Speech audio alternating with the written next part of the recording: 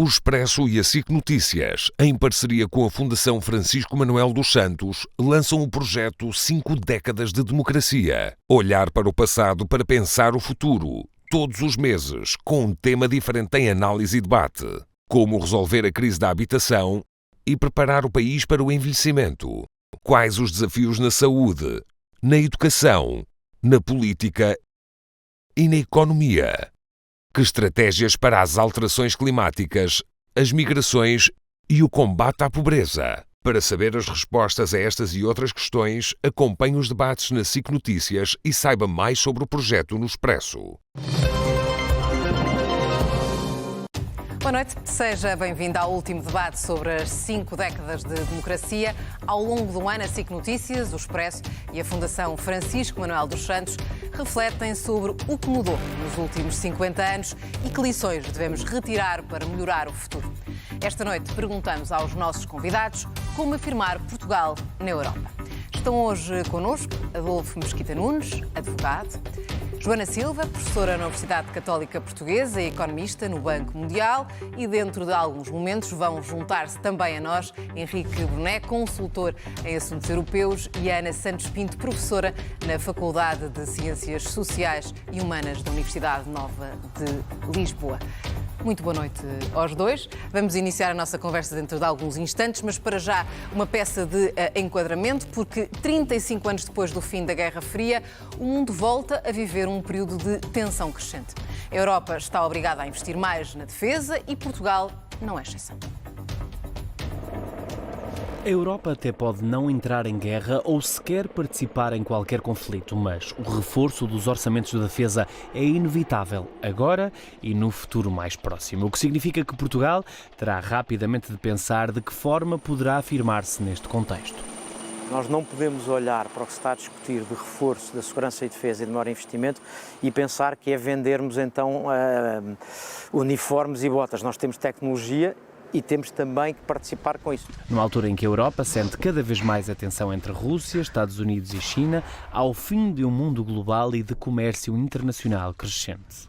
O mundo pós-Guerra Fria, em que nós viveríamos em paz e em comércio com o mundo inteiro, acabou. Isso implica que a Europa faça duas coisas diferentes. Perceba que vai ter maior responsabilidade pela sua segurança e defesa, e por outro lado, e isso está ligado à ideia do alargamento, que se quer ter relevância regional, se calhar vai ter que trazer mais países para dentro, por razões de segurança e geopolítica. O alargamento é uma realidade cada vez mais presente, mas mais do que isso, o alargamento é uma segurança para a economia europeia que se quer reforçada e que terá de voltar a crescer a bom ritmo para sustentar o investimento necessário na defesa. Nós não podemos, percebemos isso, não podemos depender em termos de segurança apenas dos Estados Unidos, o que não quer dizer que deixem de ser o nosso aliado. E temos que contar com o Reino Unido, porque está aqui na Europa. Depois há uma coisa comum entre Biden e Trump, que é do ponto de vista económico, dito de maneiras diferentes, mas são políticas protecionistas de defender a produção industrial nos Estados Unidos e a economia americana, protegendo as empresas americanas. O que significa que a União terá poucas opções. Mais do que fundos, precisa de definir caminhos e metas para que, internamente, a economia consiga resistir à crescente tensão entre as maiores potências mundiais. Ou vai pela solução de fechar-se e achar que, sendo igualmente protecionista, financiando, subsidiando empresas, vai ter a solução, ou tenta perceber quais é que são os seus bloqueios e tenta ter um crescimento económico, não digo que seja comparável com os Estados Unidos ou com a velocidade de crescimento da China, mas que lhe dê força. 50 anos de democracia e mais de 35 em União Europeia devem fazer o país repensar no papel que ocupa dentro desta comunidade. Somos, de facto, numa Europa mais continental, nós temos que ser o eixo atlântico da Europa e, portanto, mar, oceano. As energias podem nos permitir sermos mais industriais com energias de baixo custo. Portanto, nós temos que ter uma estratégia que passe por não precisar ou não viver dependente de fundos e, apesar de tudo, achar que a nossa democracia está suficientemente madura. Outro dos desafios numa Europa cada vez mais de extremos e que ainda este verão saberá qual o desenho político de um Parlamento que, contra todas as expectativas, terá de estar cada vez mais unido.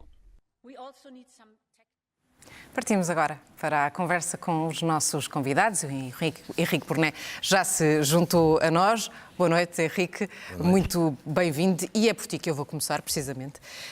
O cenário atual já é extremamente complexo e pode agravar-se de forma substancial em junho, quando os europeus forem a votos. Posto isto, e porque é, no fundo, a pergunta de partida para este debate, como é que Portugal pode se afirmar numa Europa em grande transformação? Ora, a primeira coisa que Portugal vai ter que fazer é perceber o que é que Portugal quer desta Europa tão diferente. Ou seja, nós temos que andar um bocadinho para trás e pensar o que é que nós quisemos da Europa quando entramos. Queríamos uma âncora ocidental, ou seja, tínhamos acabado de ter uma revolução, queríamos garantir que ficávamos do lado do Ocidente, queríamos, portanto, democracia e queríamos acesso à prosperidade que vinha também com o que seria o mercado e os fundos.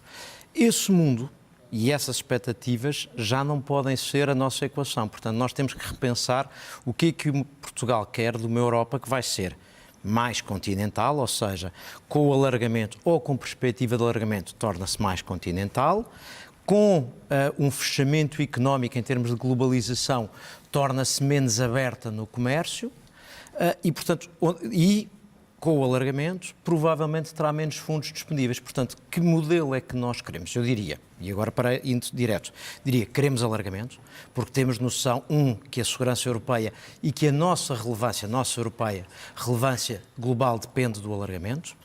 Queremos uma Europa aberta e queremos, mesmo com a tensão com os Estados Unidos, manter uma relação forte com o Atlântico. E, portanto, quereremos também, com o Reino Unido, a propósito, não esquecer esse nosso parceiro, e queremos também fazer, talvez, do eixo atlântico uma das peças essenciais da nossa participação na União Europeia, ou seja, nós vamos ter que estar a acompanhar o alargamento para leste e a puxar pelo lado ocidental da Europa. Até porque esse alargamento é uma inevitabilidade num futuro próximo, ainda que não tenhamos ainda datas para que tal aconteça. Adolfo Mesquita Nunes, o aumento das desigualdades leva inevitavelmente a um aumento do descontentamento, que é um terreno fértil para o populismo. Eu sei que esta pergunta dará uma resposta que equivale a muitos milhões, mas como é que efetivamente lidamos com este fenómeno crescente na Europa? E tendo em conta, lá está, como eu disse no início, que em junho temos eleições e, para já, os cenários não são animadores. Boa noite. Há uma grande percepção de desigualdade, ainda que os números não indiquem que essa desigualdade existe tal qual ela é percebida. No fundo, há países onde a desigualdade tem aumentado, e os Estados Unidos é um caso deles, e não está na Europa. Há países que a desigualdade tem estado mais ou menos igual nos últimos 20 anos e há países até europeus em que a desigualdade tem reduzido de alguma forma. Mas há uma enorme percepção de desigualdade e ela tem de ter capacidade de resposta por parte dos governos. Mas ao mesmo tempo há outros dois fatores que eu acho que perturbam a capacidade de resposta. A primeira é a convicção que os eleitores hoje têm de que os problemas são tão globais que os seus governos não têm capacidade de lhes dar resposta. Alterações climáticas é um exemplo, a desigualdade percebida é um outro, ou a forma como as grandes empresas hoje se agigantam e conseguem ter mais poder que os próprios Estados. Portanto, esta ideia de que o meu governo já nada faz e cria essa sensação de desacerto e de desconforto perante os seus representantes políticos que aparecem quase como sendo inúteis. E há um terceiro aspecto, talvez mais sociológico ou metafísico, que tem a ver com um tempo em que nós hoje vivemos, em que as tecnologias tornam a nossa vida tão mais rápida e tão mais fácil e resolve tão mais rapidamente alguns dos nossos problemas cotidianos, que as nossas gerações estão impacientes com o facto de, em democracia, esse tempo não ser tão rápido, porque é necessário processo, procedimento, ouvir o outro, debate, eleições, a contar com as minorias e, portanto, por um lado, uma percepção de que o mundo global é mais desigual, a sensação de que o mundo global onde nós valemos menos e os nossos governos já pouco fazem e a sensação de que não fazem, mas podiam fazer. E isto é um caldo grande de descontentamento. Tem de haver capacidade de resposta, é uma pergunta que todos andamos a tentar responder perante os fenómenos populistas. Eu penso que não há uma resposta certa, porque nós temos de ver populismos a decrescer em vários sítios na Europa por razões diferentes e com estratégias diferentes seguidas pelos seus sistemas políticos. Portanto, cada sistema político encontrará, mas em comum tem, penso eu, uma capacidade. É tratar as pessoas como adultas e dar-lhes respostas. Porque o populismo, por muitas definições que possamos ter, reside essencialmente nesta ideia de que para problemas complexos há respostas simples, e que as respostas simples se enquadram num contexto entre nós e eles, os nós poderosos, ou os nós mais enfraquecidos e os eles mais poderosos. Saber eliminar esta componente binária dá trabalho, mas existe tratar os eleitores como adultos e dar-lhes respostas e falar com eles verdade. Acho que é isso que em comum tem essas tentativas de diminuir o peso do populismo. Daqui a pouco já podemos aprofundar um bocadinho melhor essas ideias. Dou também as boas-vindas à Ana Santos Pinto, que já está connosco, não há problema. Joana, temos de falar de fundos europeus. Há pouco o Henrique Brunete também já fez uma referência a eles, porque há uma grande dependência de Portugal em relação aos fundos europeus, que é uma situação que está longe de ser ideal. Vê isso como possível num futuro próximo, o facto de Portugal poder eventualmente passar a ser menos dependente de fundos?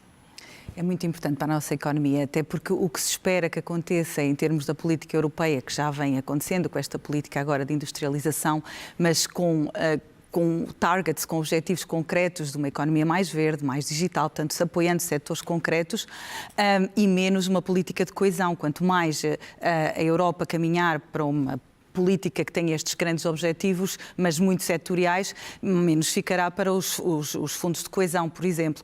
E dentro desses, com o alargamento, a proporção de Portugal também diminuirá. Nesse sentido, é uma coisa que irá acontecer. Temos que encarar isso como uma situação muito provável.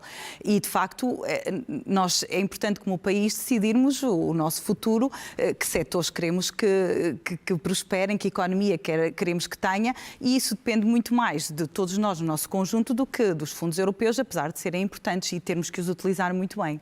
Mas é uma inevitabilidade que eles diminuam assim que passa a existir um novo alargamento na União Europeia.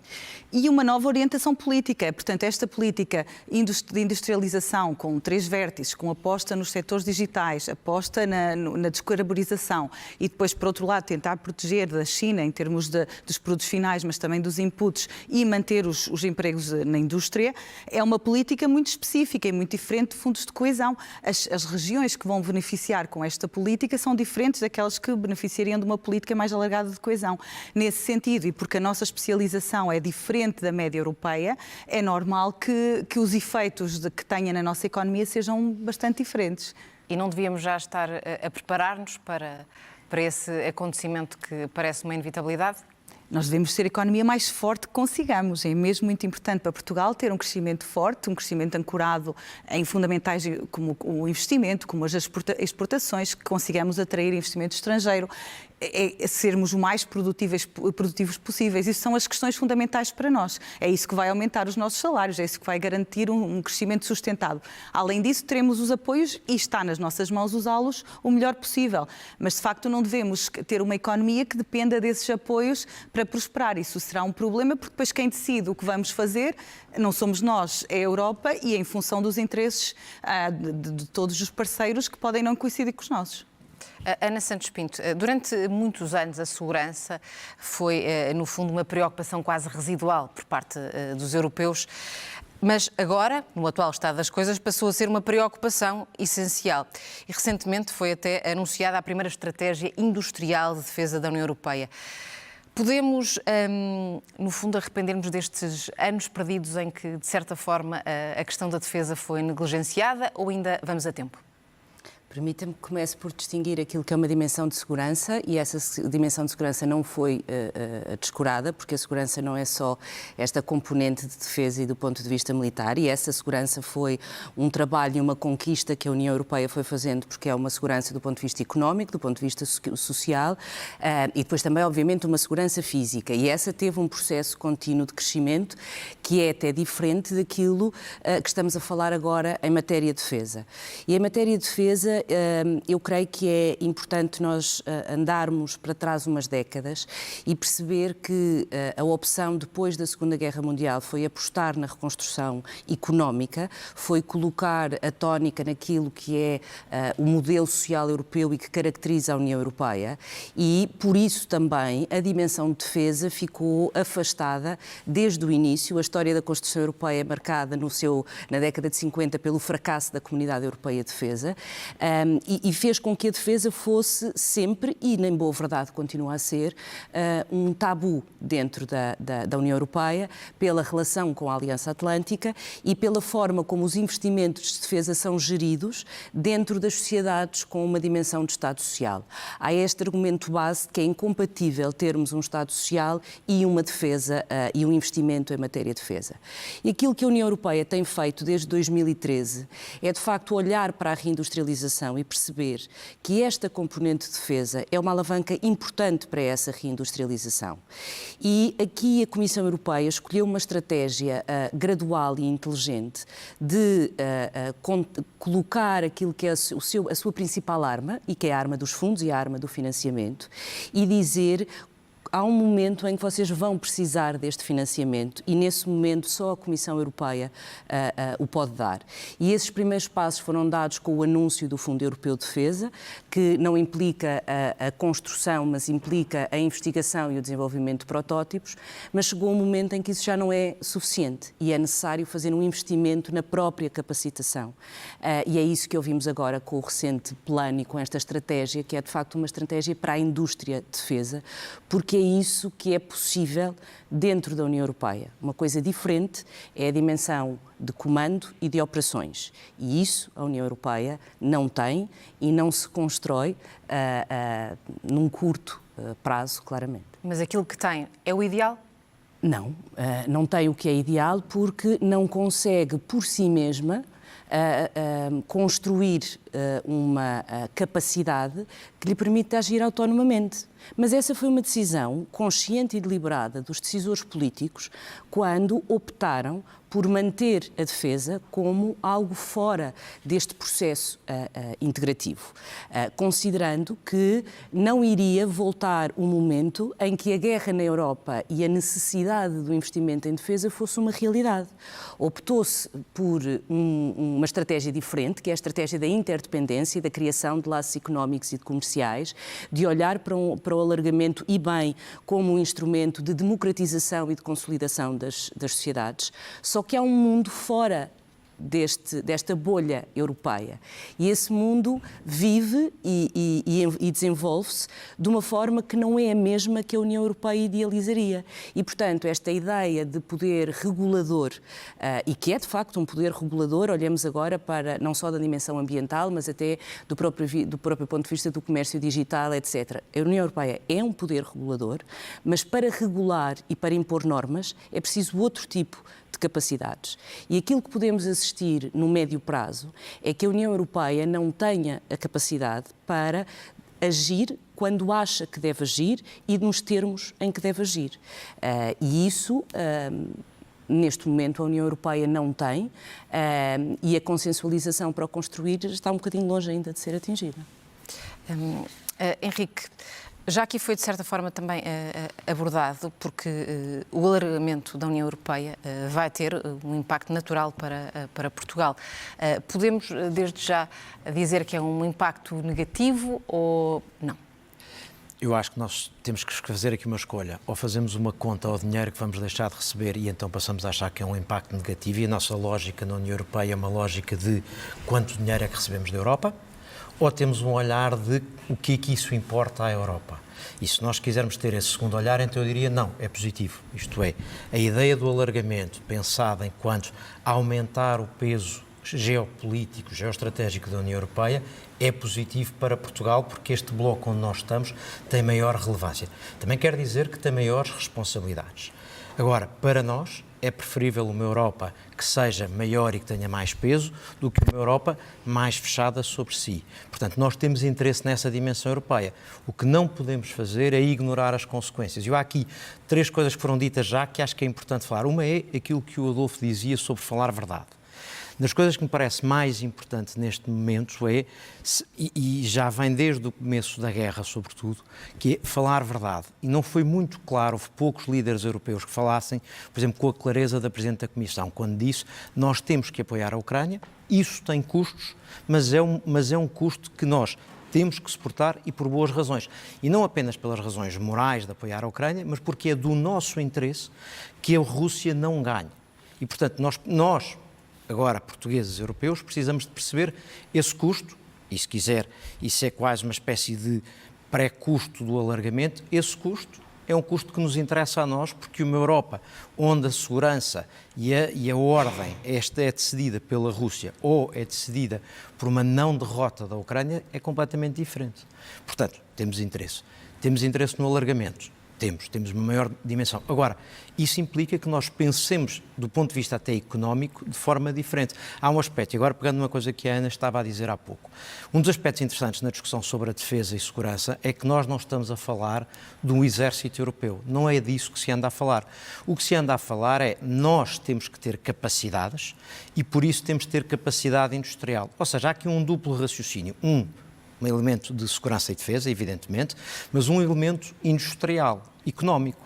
O que significa que a pergunta que nós, portugueses, teremos que fazer a seguir é onde é que nós, país, temos possibilidade de entrar nesse desenvolvimento de uma indústria de segurança e defesa europeia.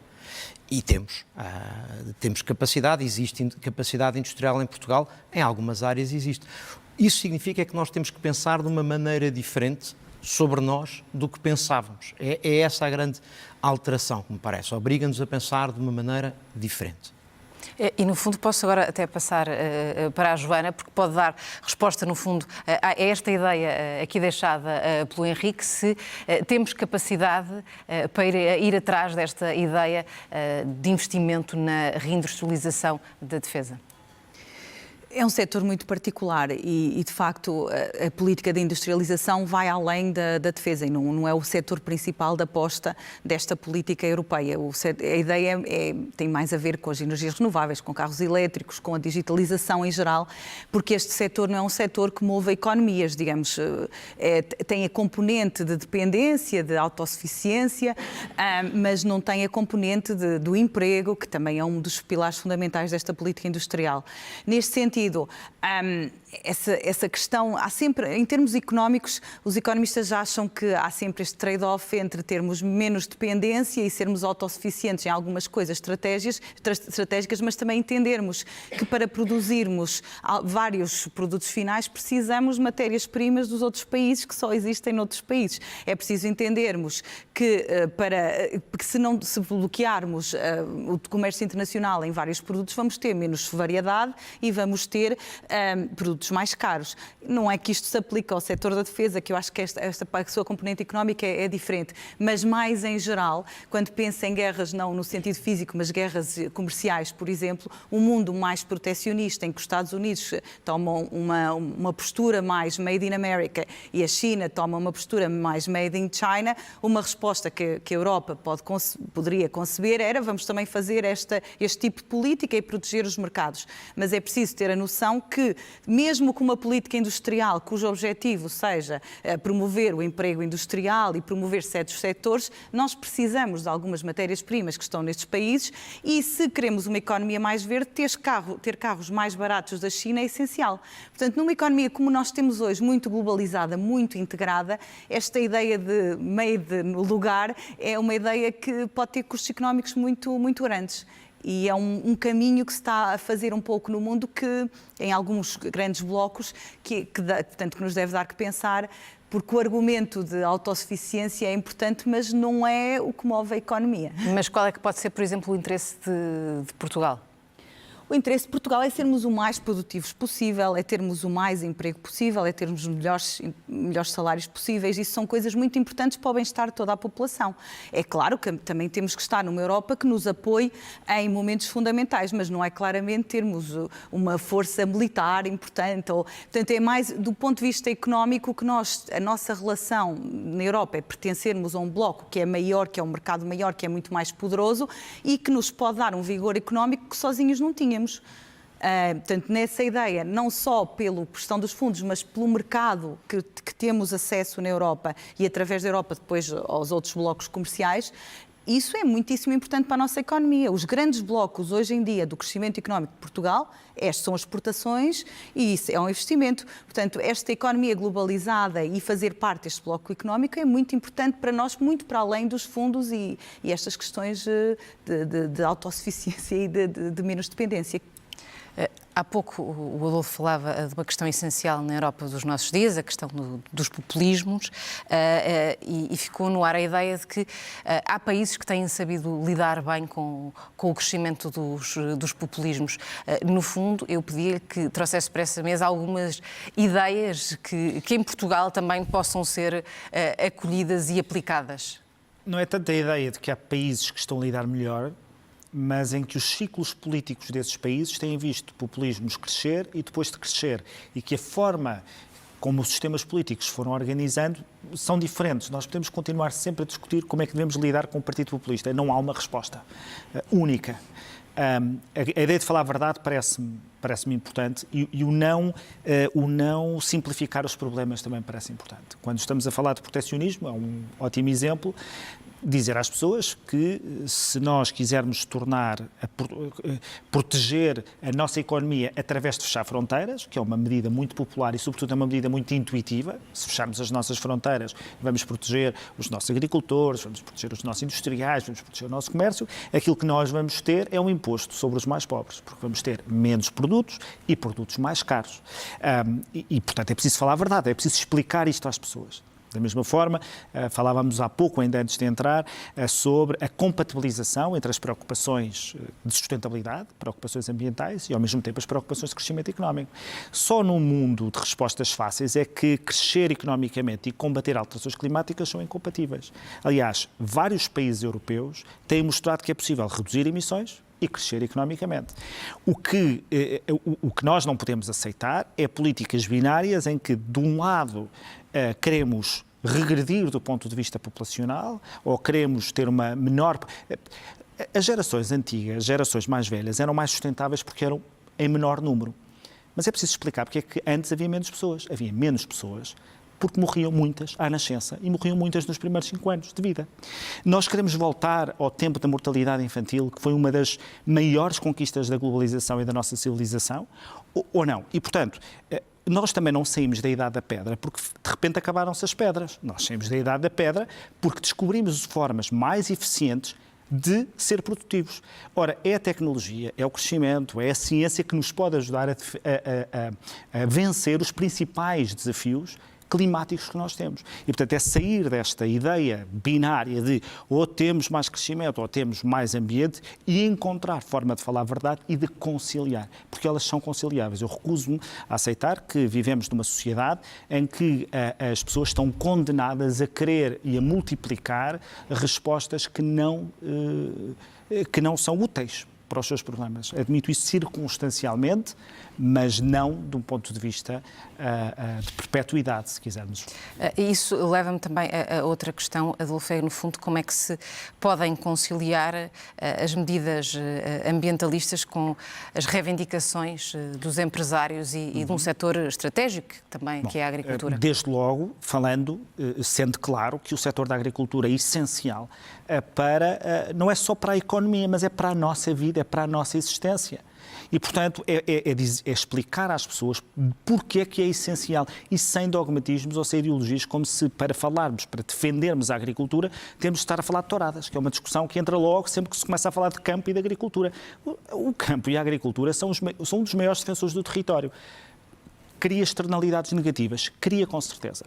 Como eu estar aqui, cria externalidades negativas. É preciso mitigar, mas não é eliminar uma atividade económica que é essencial, não é só para os agricultores, é para nós enquanto consumidores. E, portanto, como é que nós entramos nesse debate explicando que é através de uma agricultura mais sustentável, de uma agricultura mais tecnológica, que é aquilo que, aliás, está a acontecer se nós formos. Haverá com certeza muitos maus casos e eles devem ser assinalados e devem ser reportados. Mas se nós olharmos para aquilo que é a evolução da agricultura hoje versus há 30 ou 40 anos, vemos como ela está a ser mais tecnológica e, portanto, a ser mais sustentável, com desafios, com certeza. Agora, o que nós não podemos aceitar é uma visão em que, para podermos proteger o ambiente, temos, na prática, que não ter filhos. É como querer criar uma sociedade com menor população de forma artificial. Isso é a negação do ser humano, é a negação da nossa existência, que é a nossa capacidade de nos relacionarmos, perpetuarmos e de sermos felizes com as nossas famílias. Ia falando assim, acho eu, não sei se teria muitos votos agora, mas acho que é o caminho para que nenhuma das franjas da população pense que tem que escolher entre ou crescer economicamente ou proteger o ambiente. Essa escolha binária é falsa. E esse equilíbrio, até no discurso, tem sido feito em Portugal? Não sei, quer dizer, talvez há temas que entram na agenda e depois e entram com determinado enquadramento e às vezes é difícil sair desse enquadramento, mas não tenho dúvida nenhuma, e aqui estou perante um órgão de comunicação social, não tenho dúvidas nenhumas, que uma certa perpetuação em prime time televisivo permanente desta binarização dos problemas e desta simplificação dos problemas, de facto, também não ajuda. Diz-se muito que se vive na bolha, aqueles que não percebem os populismos vivem na bolha mediática, mas eu convido as pessoas a verem as televisões todas, programas da manhã e da tarde, e vão ver quem é que mediaticamente tem mais atenção em Portugal. Se é a bolha mediática que tenta trazer sensatez ou aqueles que binarizam os problemas e simplificam uma realidade que é complexa. Fica feito o desafio. Ana Santos Pinto, tenho que lhe colocar no fundo esta questão. Que dimensão europeia é que tem hoje a NATO? A NATO tem uma dimensão fundamental porque tem o know-how, a estrutura e as capacidades que garantem a defesa do continente europeu. E pegando nesta questão que é muitíssimo importante dos debates binários, fazer uma simplificação e dizer optar por uma política de defesa na União Europeia é fazer uma competição com a NATO, não é racional do ponto de vista da eficácia e não é possível do ponto de vista do resultado. Dentro da Aliança Atlântica, da NATO, falarmos do pilar europeu significa reforçar os Estados europeus em detrimento dos Estados Unidos. Portanto, essa também não é a linguagem do pilar europeu. O que é necessário é a complementaridade e como em todas as áreas de política há interesses próprios de cada um dos Estados que muitas vezes, para não dizer na maioria das vezes, se sobrepõem ao interesse comum. E, portanto, é assim na dimensão de defesa, é assim na dimensão industrial, e isso muitas vezes é facilitado, e volto a pegar nesta questão da explicação e do conhecimento, que é muitíssimo importante. Se o discurso for orientado no sentido ou NATO ou União Europeia, nós estamos a colocar essa como a solução. E não tem de ser assim, e não precisa de ser assim, e não é eficaz ser assim. Eu dou sempre o mesmo exemplo. As Forças Armadas Portuguesas são as mesmas, seja Portugal membro da Aliança Atlântica, seja Portugal membro da União Europeia. E, portanto, e assim acontece com a esmagadora maioria dos Estados da Aliança Atlântica e dos Estados da União Europeia. O que é necessário é nós tentarmos conciliar aquilo que são mecanismos de unanimidade no contexto da Aliança Atlântica, aquilo que são mecanismos de consensualização política no contexto da União Europeia e perceber qual é que é a melhor forma de responder aos problemas. A dimensão de defesa, e pegando aqui na questão da economia, que eu acho que é muito importante, nós só conseguimos crescer economicamente se existir uma diminuição da conflitualidade internacional. O aumento da inflação está diretamente relacionado com o aumento do custo da cadeia de valor e das cadeias de fornecimento. E, portanto, se eu tenho um conflito, vamos imaginar, no Mar Vermelho, que afeta o fornecimento de produtos à Europa através do canal do Suez, naturalmente a performance da minha economia vai atrasar de duas maneiras, porque eu não tenho os produtos para produzir e para comercializar e porque ficam mais caros pelo preço dos seguros do comércio marítimo ou demora muito mais tempo porque têm que dar a volta pelo Cabo da Boa Esperança e, portanto, pela África do Sul para chegar cá acima, o que automaticamente vai criar um problema nos portos europeus, como é o caso dos Países Baixos, em que de um momento para o outro têm o dobro ou o triplo das embarcações de comércio marítimo à espera para entrar porque tiveram 2 ou 3 semanas sem o comércio resultante do Mar Vermelho. Estamos a dar um exemplo. Eu tenho que garantir o acesso a materiais, a recursos recursos críticos. E esses recursos críticos não estão no continente europeu. Se eu tiver um conflito numa região de um outro continente, para o qual eu preciso de lítio ou para o qual eu preciso de um conjunto de minérios que não há na esmagadora maioria do globo, eu tenho que garantir que vou ter acesso a esses minérios através da dimensão comercial. E, portanto, olhar para a dimensão da economia e olhar para a dimensão do progresso é absolutamente fundamental nas nossas sociedades, mas também é preciso perceber, para o termos, existem outras condições que é necessário garantir para podermos ter a qualidade de vida que temos e para poder termos a economia que queremos. Não se faz transição tecnológica, digital, não se faz transição climática se existir um nível de conflitualidade que coloca em causa aquilo que é o desenvolvimento das economias. E, portanto, voltando à dimensão binária, falar de uma coisa, o crescimento da economia, porque do outro lado temos a defesa e não faz sentido, porque a realidade não é assim. A dimensão de interligação não é só entre as sociedades, a informação, as trocas comerciais, é também muito mais complexa, demora muito mais tempo a explicar, dá muito mais trabalho a compreender para depois poder explicar aos outros, e isso nem sempre acontece, nem cabe naqueles segundos pequenos que gastamos durante o dia a recolher informação. Infelizmente, o nosso tempo chegou ao fim. Muito mais havia para vos perguntar, mas resta-me agradecer a vossa presença aqui esta noite e também despedir-nos dos nossos telespectadores. Até uma próxima oportunidade. Já a seguir, a Ana Patrícia Carvalho traz a edição da noite da SIC Notícias. Boa noite, até amanhã.